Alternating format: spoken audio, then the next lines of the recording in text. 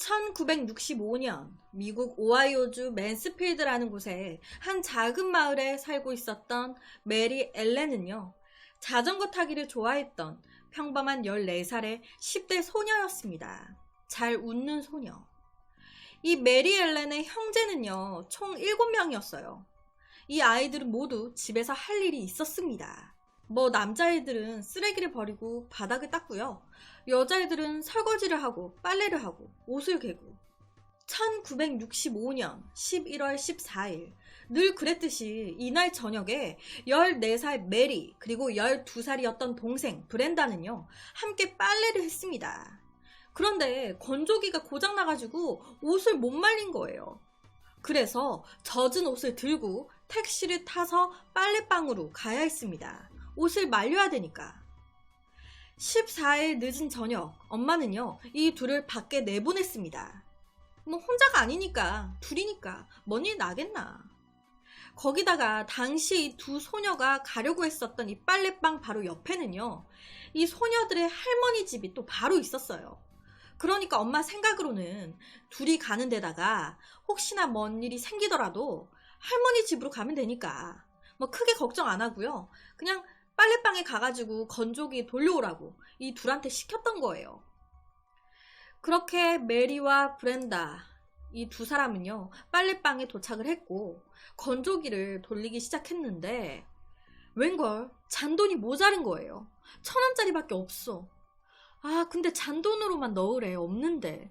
그러니까 이때 메리가, 브렌다, 너 여기서 조금만 기다리고 있어. 내가 여기 바로 옆에 있는 다른 빨래방 가가지고 잔돈 좀 바꿔달라고 해볼게. 메리가 가려고 했었던 빨래방은요, 5분 거리에 있는 굉장히 가까운 곳이었습니다. 그렇게 메리가 잔돈을 구하기 위해 떠나고 홀로 브렌다는 그 빨래방에 앉아서 기다리게 되는데, 아니, 언니가 1시간이 지나고 2시간이 지나도 안 와. 뭔가 이상함을 느낀 브렌다는요, 바로 옆집인 할머니의 집으로 향했습니다. 그리고 말했어요. 할머니, 언니가 잔돈 구하러 간다고 나갔는데 아직까지도 안 와요. 이에 할머니는요, 할머니가 찾아볼 테니까 넌 집에 있어 라고 말하고 할머니가 메리를 찾아 나서게 돼요. 그렇게 할머니가 집을 딱 나와가지고 메리가 잔돈 바꿔오겠다고 갔었던 그 빨래방으로 걸어가는데 웬걸 그쪽에 경찰이 쫙 깔려 있는 거야. 그때요, 사람의 촉이라는 게 할머니가 뭔가 이상했던 거예요. 그래서 설마 하는 마음으로 경찰 가까이 가보니까 웬걸 내 손주 메리가 거기 쓰러져 있는 거예요. 메리 엘렌, 두 방의 총에 맞아 숨져 있었습니다. 경찰은요, 메리를 쏜 총을 쉽게 알 수가 있었습니다. 그래서 맨스필드의 모든 총기 상점 그리고 총기를 파는 철물점 다 돌아다니기 시작했어요. 그리고 한 군데의 총기 상점에서 메리를 쏜 총이랑 똑같은 종류의 총을 사간 사람을 확인하게 됩니다. 그 사람은 바로 레스터 유뱅크스라는 옆의 남자. 이에 경찰은요, 바로 이 남자를 유력한 용의자로 잡고요, 이 레스터를 사방팔방으로 찾아다니기 시작했어요. 그리고 주민들한테 제보를 요청했습니다. 혹시 본 사람 있으면 전화해달라고. 여기서 이 레스터라는 이 남자는요, 맨스필드에서 자랐고 나름 되게 샤프한 외모 때문에 인기가 많았습니다. 수월하게 어디에든 누구랑과도 잘 어울리는 그런 성격을 가진 사람이었어요. 하지만 이 남자 성범죄자였어요. 2번이나 성범죄를 저지른 그냥 개쓰레기였습니다. 그리고 이 사건이 일어났을 당시에도요, 이 레스터 또 강간 미수 혐의로 보석 상태였어요. 그러니까 전과가 화려한 거예요. 사회에 나오면 안 되는 사람. 경찰들은요, 바로 이 레스터를 추적해서 용의자로 체포를 했습니다. 잡았어요. 그리고 면담을 시작했고 얼마 안 가서 이 레스터 모든 죄를 자백했습니다. 맞아요. 내가 그 여자애 죽였어요. 총을 2번 쏴서 죽였습니다. 이렇게 메리를 죽인 범인 잡은 거예요. 레스터가 자백한 내용은요, 굉장히 자세했습니다. 레스터의 말에 의하면 사건 그날 저녁에 그냥 나는 동네를 어슬렁거리고 있었어요. 그런데 저기에서 아름다운 소녀가 혼자 지나가더라고요. 와, 순간적으로 미치겠는 거예요. 만지고 싶고. 그래서 그 여자애를 붙잡고 강제로 집 뒤쪽으로 끌고 갔습니다. 그런데 그 여자애가 소리를 너무 지르는 거야. 그래서 손으로 입을 막았죠. 그래도 계속 소리를 지르길래 총으로 2번 쐈습니다. 그러니까 조용하더라고요. 그 후에 저는 그냥 제 집으로 갔어요. 옷 갈아입고 시내에 나가가지고 춤출 생각이었거든요. 그렇게 시내에 나가려고 나왔는데 뭔가 되게 찝찝한 거야. 그때가 한 45분쯤 지난 상태였는데 내가 너무 찝찝해가지고 그 소녀 죽였던 대로 다시 갔어요. 그랬더니 역시 찜찜한 게 이유가 있었어. 아니, 이 애가 안 죽었어. 숨을 쉬고 있더라고요. 총을 2방이나 맞았는데 안 죽었어. 그래서 주위에 벽돌 하나가 있길래 그걸 집어다가 내리쳐가지고 죽였습니다. 그리고 저는 춤추러 갔어요. 이게 레스터가 경찰서에서 진술한 내용입니다. 너무 잔인하죠? 사람이 아니에요. 그런데 오늘의 팩트는요, 사건도 사건인데 지금부터의 이야기예요. 1966년 5월 법원에서 이 괴물은요, 자기가 체포됐다는 사실 말고는 하나도 후회하는 것 같지 않았습니다. 뭘 잘했는지 당당해. 이런 모습에 법원은요, 이 레스터에게 사형을 선고했습니다. 레스터 유뱅크스는요, 살인죄로 사형을 선고받아가지고 정기의자에 앉게 되는 거였습니다. 이런 소식에 메리의 가족들은요, 안심을 했고 기뻐했어요. 이 사건 마무리가 잘 되는 듯이 보였습니다. 사형 선고를 받고 이 레스터는요, 오하이오 교도소의 사형수 수감 건물로 가게 됐어요. 그리고 거기서 처형될 날만을 기다리고 있었습니다. 하지만 결론을 말씀드리자면 이 괴물, 정기의자, 사형 집행 무려 3번이나 연기됐어요. 이유는 몰라요. 이렇게 계속 연기만 되다가요, 1972년 웬걸 사형 제도가 폐지돼 버렸어. 결국에 사형 집행이 무산된 거예요. 1972년 미국 대법원은요, 그동안 임의적이고 변칙적인 방법으로 사형 제도를 집행했다. 이에 없애겠다. 그래서 이 레스터 그리고 오하이오주의 사형수들 형량을 다시 받아야 되고요. 이때 레스터를 포함한 사형수들 거의 대다수가요, 사형에서 종신형으로 감형이 돼버린 거예요. 도대체 이게 무슨 똥같은 상황인가. 이 레스터는요, 말을 정말 잘하는 사람이었대요. 이 주둥아리만 살아있는 거예요. 언변이 장난이 아니야. 그 언변으로 이 레스터는요, 교도관을 포섭합니다. 왜? 교도소에서 하는 모범수 프로그램에 들어가려고. 나는 못 들어가거든. 그런데 교도관을 잘 꼬드기면 들어갈 수도 있겠다 싶거든. 그래서 포섭했고 이게 성공한 거예요. 여기서 모범수 프로그램이 뭐냐면, 사회에 나올 때 이제 일반 죄수들이 사회에 나올 때 도움이 되도록 교도소에서 재소자한테 어떤 활동을 하게 하는 거예요. 자격증도 따게 하고 여러 죄수들이 사회에 나왔을 때 잘 적응할 수 있도록 갱생 프로그램. 그런데 레스터 종신형이에요. 사회에 나올 일이 없잖아요. 그러니까 모범수 프로그램에 못 들어가는 거예요. 그런데 이걸 들어갔어. 어떻게? 포섭해가지고. 그렇게 레스터는요, 모범수 제도나 사회 적응 제도에 참여할 수가 있었고요. 그렇다 보니까 자연스럽게 교도소 바깥으로 나가는 특정 상황도 허락이 됐습니다. 가끔씩 다른 교도소까지 트럭을 운전할 수도 있었고요. 때로는 교도관이랑 같이 바깥 세상에 나가가지고 심부름도 할 수가 있었어요. 말도 안 되는 거죠. 종신형을 받은 사람인데 막 밖을 들락달락 거리는 거예요. 더 웃긴 거, 이 레스터는요, 종신형을 받은 상태에서도 사회에서 하는 미술전에 나가가지고 상도 받고요. 그리고 거기서 사람들이랑 사진도 찍고 했습니다. 요 아래가 일반 사람들이랑 사진 찍은 거예요. 아니, 죄수 상태에서. 그러니까 완전 사회생활을 한 거죠. 이 레스터는요, 연쇄 성범죄자였습니다. 오늘날에 이런 사람은 갱생 프로그램에 절대 안 넣겠죠. 왜? 워낙 재범 비율이 높으니까. 이런 사람을 사회에 풀어주면 어떻게 되겠어요? 다시 범죄를 저지를 가능성이 높으니까. 메리의 살인 사건이 있고 8년 정도가 지난 1973년 12월 7일 일시 출고 프로그램의 일환으로 레스터와 재소자 4명이요 크리스마스 쇼핑을 허락받았습니다. 대박이지 않아요? 정신형을 선고받은 남자랑 재소자 4명이요 교도소 안에서가 아니라 사회, 교도소 밖으로 나와가지고 뭐 백화점이나 쇼핑센터에 가가지고 크리스마스 쇼핑을 허락 맡은 거예요. 허락 받은 거. 그러니까 허락을 받았어. 백화점이나 쇼핑센터 가가지고 쇼핑하고 오라고. 이때 이들은요 돈도 갖고 있었고요 옷도 제수복이 아닌 사복을 입고 있었습니다. 물론 이때 뭐 교도관이나 뭐 같이 동승했던 관계자가 얘기는 했어요. 딴짓하지 말고 정말 딱 가족 선물만 사가지고 오후 2시까지 여기로 와야 된다. 안 오면 어떻게 된다. 뭐 경고하는 말을 했습니다.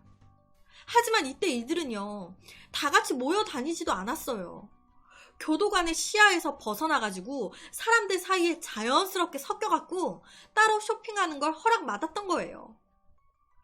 교도관도 없지, 옷도 사복이지, 와 돈도 있지, 자유시간이지, 와 이거는 뭐 당연히 예상하시는 대로 이 레스터 이 기회를 놓치지 않았습니다. 교도관과의 약속 장소에 나타나지 않았어요. 그대로 도망간 거예요. 결론적으로 이 레스터는요 전기의자도 피했고요 평생 깜빵에 갇히는 벌도 피했습니다. 이거는 진짜 교도소에서 나가라고 풀어준 거나 다름이 없는 거예요, 솔직히. 그런 터무니없는 모범수 갱생 프로그램에 아동 살해범을 참여하게 해가지고 대체 뭘 하려고 한 건지. 교도관이 감시하지 않는 데서 크리스마스 쇼핑을 하게 한다? 돈도 주고 옷도 사복 입히고 자유시간으로 사회에다가 아니 강아지도 그냥 한복판에 풀어놓으면 어디로 갈지 어디로 튈지 몰라가지고 목줄을 하고 다니는데 아니 죄수를 이렇게 레스터 탈옥했습니다. 메리의 가족들은요 이 모든 사실을 알고 충격을 먹었어요. 지금 이게 뭐지? 감옥에 백이 있나? 이건 뭐 그냥 풀어준 건데. 메리의 가족들은요 하루 종일 크리스마스 쇼핑만 머리에 맴돌았었대요. 크리스마스 쇼핑이라. 어떻게 교도소에서 크리스마스 쇼핑을 하지? 실제로 당시 신문에 난 기사도 웃겨요. 헤드라인이 뭐였냐면 종신형 재소자가 쇼핑 도중에 달아났다. 이렇게 박힌 거예요. 이게 사실이니까. 이게 뭡니까 이게. 쇼핑 도중에 종신형 재소자가 탈옥했다. 레스터가 그 쇼핑타운에서 충동적으로 탈옥을 한 거였다면 아마 그 탈옥은 실패했을 거예요. 쉽게 다시 경찰에 잡혔을 겁니다. 하지만 그게 아니라면 미리 깜빵에서 어떤 준비를 하고 나와야 됐을 거예요. 레스터가 교도소에 있을 때 면회자 명단이 심상치 않았습니다.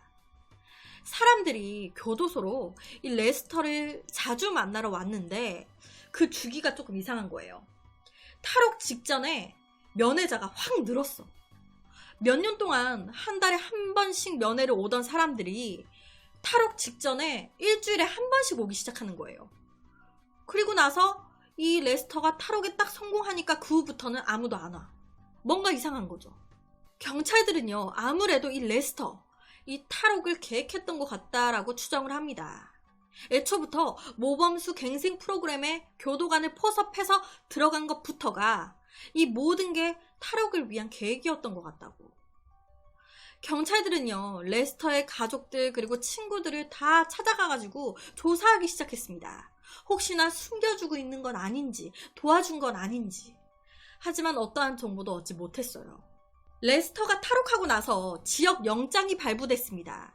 그리고 FBI가 연방 구속영장을 또 발부했어요. 이 영장은요 전국적인 명령이에요. 그러니까 미국 땅 어디에서든 이 레스터가 붙잡히면 바로 체포해서 오하이오로 압송이 되는 겁니다. 하지만 이런 대대적인 수색에도 불구하고 20년이 더 훌쩍 지난 지금까지도 이 레스터 어디 있는지 몰라요. 너무 허무하게 탈옥에 성공했죠. 종신형 죄수가 쇼핑하다가 탈옥이라니. 어찌됐든 1973년 레스터가 탈옥을 했습니다. 그리고 지금 보여드리는 화면이 20년이 지난 1993년 50살이 된 레스터의 모습을 추정해 본 거예요. 1993년 12월 옆에 한 경찰관 분이 어느 순간 문득 이 사건이 생각이 난 거예요. 아, 맞다. 그때 어이없이 탈옥한 놈 하나 있었는데 그놈 잡혔나? 요새통 소식이 없네. 잡혔나? 그래가지고 컴퓨터로 이 놈을 조회를 해보게 된 거예요. 그런데 웬걸 보니까 아직까지도 실종 상태야. 아, 실종이 아니죠. 수배 상태야. 그런데 분명히 FBI가 연방 구속영장하며 지역영장하며 발부가 되어 있었는데, 아니 이때 딱 조회를 해서 보니까 등록된 영장이 없는 거예요. 아니 FBI며 지역영장 발부했었는데, 분명히 발부가 되어 있었는데, 아니 몇 년 흘러가지고 보니까 영장이 다 없어져 있어. 자, 여기서 영장이 없게 되면 어떤 상황이 발생을 하냐면, 경찰이 차를 세워가지고 신분증 검사를 하거나 해도요, 데이터베이스에 영장이 없으니까 이 레스터를 만나도요, 신분증 조회를 해도 안 나와. 데이터베이스에 없으니까 아, 문제가 없는 사람인가 보다, 가세요 하고 그냥 보내게 되는 거예요. 없으니까. 그러니까 진짜 레스터가 경찰을 만나도 경찰이 못 잡아. 영장이 없으니까 그냥 보내게 되는 거예요. 이 범죄자가 법의 심판을 받게끔 모든 기관이 노력을 하지 않은 거예요. 영장이 왜 사라져 있었는지는 모릅니다. 아무래도 후속 조치를 제대로 취하지 않았거나 사무상 착오가 있지 않았을까 추정할 뿐이에요. 말도 안 되는 거죠. 아예 성범죄자를 풀어줘 버리고 잡으려는 방법도 없애버리고, 이 정도면 그냥 정말 풀어준 거예요. 네 하고픈 대로 살으라고. 경찰은 이 사건 이후에 언론을 이용해서 레스터의 얼굴을 전국에 뿌렸습니다. 미국의 그것이 알고 싶다 같은 프로그램에 방영시킨 거예요. 그리고 이 방송 이후에 한 여성이 경찰서로 연락을 해왔습니다. 그 사람을 알고 있다고. 경찰 추적 결과 이 레스터 탈옥 후에요, 죽은 자기 사촌의 아내랑 같이 지냈던 게 확인이 됐습니다. 죽은 내 사촌의 아내랑. 경찰은 바로 찾아갔어요. 그런데 이미 늦었어. 2달 전에 레스터 그 집을 나갔다는 거예요. 실제 이 사촌의 아내분이 얘기를 해준 건데, 레스터가 그랬대요. 내가 탈옥 후에 캘리포니아에 갔었는데 거기에서 버스를 탔단 말이야. 그런데 경찰이 갑자기 버스를 딱 세우는 거야. 와, 그 순간에 진짜 아, 나 끝났구나, 나 잡혔구나 생각을 했는데, 웬걸 이 멍청한 경찰이 나를 보고도 그냥 가는 거야. 그저 불법 과일이 주 경계를 넘어왔는지 그것만 수색을 하더라고. 내가 그 새끼들 보고 얼마나 웃었던지, 멍청한 놈들. 이렇게 얘기를 한 적이 있다라는 거예요.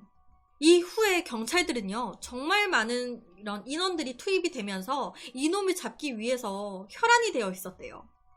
그런 과정에서 어느 한 청소년 센터에서 총소위를 하고 있었던 흑인 남자가 있었는데, 알고 보니까 이 흑인 남자 주민등록도 가짜였고 몸 체격이나 키도 레스터랑 비슷한 것 같아. 그리고 이 청소년 센터에서 레스터의 아버지랑 통화한 기록이 나온 거예요. 그렇다 보니까 경찰은 아, 여기서 일했다는 흑인 남자가 레스터 같다 싶어가지고 그 청소년 센터를 찾아갔었습니다. 하지만 이때도 경찰이 늦은 거예요. 이미 그 흑인 남자 1달 전에 그만둔 상태. 그렇게 또 단서가 날아간 거예요.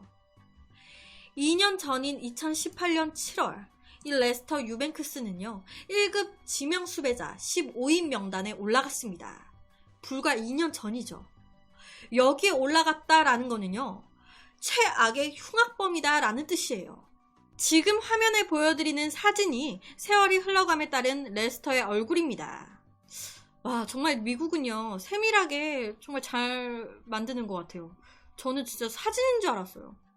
우리나라도 뭐 실종자분들이나 도주범들, 수배자들 세월이 흘러감에 따라서 이런 식으로 좀 자세히 좀 추정을 이렇게 몽타주로 이렇게 좀 만들어주면 더 많은 제보가 들어오지 않을까라는 생각이 들더라고요.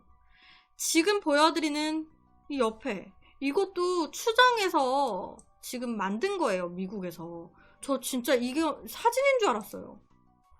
한 소녀를 죽인 이외에도 여러 건 성범죄를 저지른 연쇄 성범죄자입니다. 이런 놈은 우리나라든 중국이든 일본이든 미국이든 집어넣게 못 준다고 해요. 재범률이 너무 높아.